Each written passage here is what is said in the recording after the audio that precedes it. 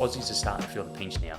People use the election cycle as an excuse for sitting on the fence with doing things and not committing to things. With a lot of tradies, and the general consensus that I'm getting at the moment is people just aren't spending money.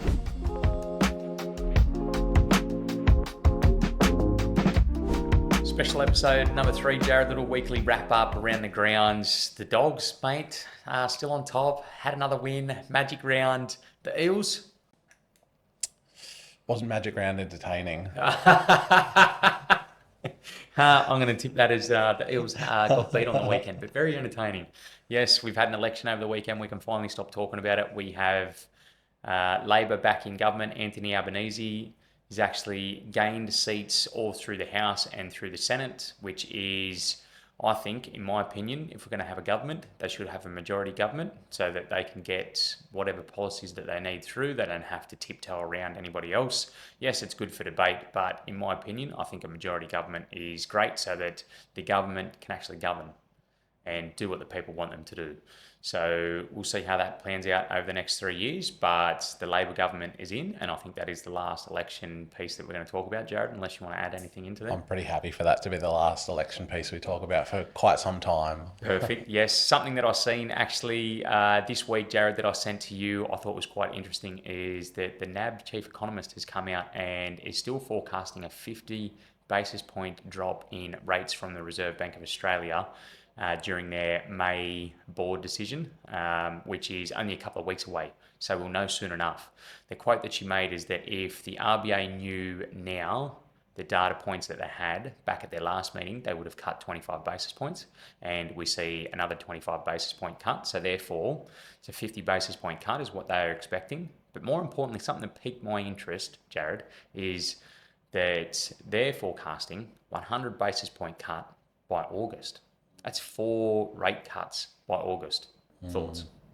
Look, it's pretty extreme and it's probably a little bit contradictory to what we've heard Michelle Bullock talk about previously in terms of how they want to go slow with this and how we've had such a steady approach when it comes to monitoring inflation and using that as sort of the caveat for not reducing rates previously until this year. I think that probably a little bit aggressive. I think we'll definitely see a rate cut now. We'll see another one at the next meeting. I think it'll probably be go slow from there. Again, I'm not an economist. This is just my gut feel from what we're seeing. And we know from tariff announcements how quickly the data set can change as well. What the outlook is on today can be so different to what it is for tomorrow. I think probably a little bit aggressive on that front. I think we've done so well to get inflation down to where it is currently. Yes, we will see a rate cut based on what we're seeing from the majority of economists this month, and then probably the next meeting. And then from there, I think it'll be very dependent on how the economy reacts to those two. Mate, come on. Everyone loves a rate cut. It means more money back in your pocket rather than the banker's pocket. So let's get it back down to 0.1. Yeah, let's get it back down to 0.1. Probably not that far, because then we may send inflation through the roof. But for me, I've said it before, I think Aussies are starting to feel the pinch now. Interest rates back within the RBA's target band in between 2 to 3%. I actually think that the core inflation, which is one of the data points that they heavily look at, is at 2.9% now, and still continuing to drop. So headline inflation is a little bit lower than that. The core inflation is within the target band. In my opinion, there is no need for the RBA to continue to have rates where they are. Aussies are hurting, and there is no one in a fixed mortgage anymore, so everybody is feeling the pinch. If we can drop some interest rates, get some more money back into people's pocket to allow them to do things that, live their life rather than just paying off home loans, I think that is better for everybody. And I work with a lot of tradies, and the general consensus that I'm getting at the moment is people just aren't spending money. People are nervous about what's coming around. People are nervous about paying off their home loans that they've now got through COVID. So if we can put some money back into the everyday Aussie's pocket, perfect. Look, a lot of that, especially when you talk to people in beauty and health as well. People have been pushing back previous appointments that were potentially between 4 to 6 weeks out to 8 to 10 weeks. Not necessarily cutting out, but cutting down. And so that's across the whole economy there. Would I love to see rates with a 4 in front of it again in the very near future, yes. And I don't think that's probably too far off. I think it's probably further towards the end of the year, though, based on what we're seeing at the moment. But to get your owner occupied home loan down to sort of the 4.5% to 5% band again, I think is sustainable for the long term and something that I'd love to see for what we do. Absolutely. I think that if you can get a 4.5% to 5% in front of it, it allows just allows you to breathe a little bit more. And it's funny, Jared, have you been going a little bit further out on your haircuts, mate? No, but the everyday Aussie, sorry, mate. The everyday Aussie are feeling the pinch, and it is nice when we can do the things that we want to do, have a little bit more discretionary spending. So if we can get a couple of basis point cut, 1.5% up until the end of the year, mate, I think that'll be great.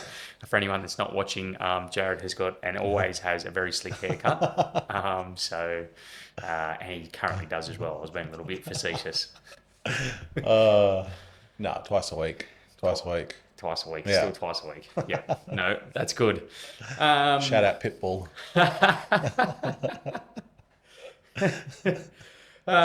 Yes, so we're looking forward to that. I think that it not only helps the Australian economy and get back on track, it also helps service-based businesses because people are a little bit more willing to spend some money.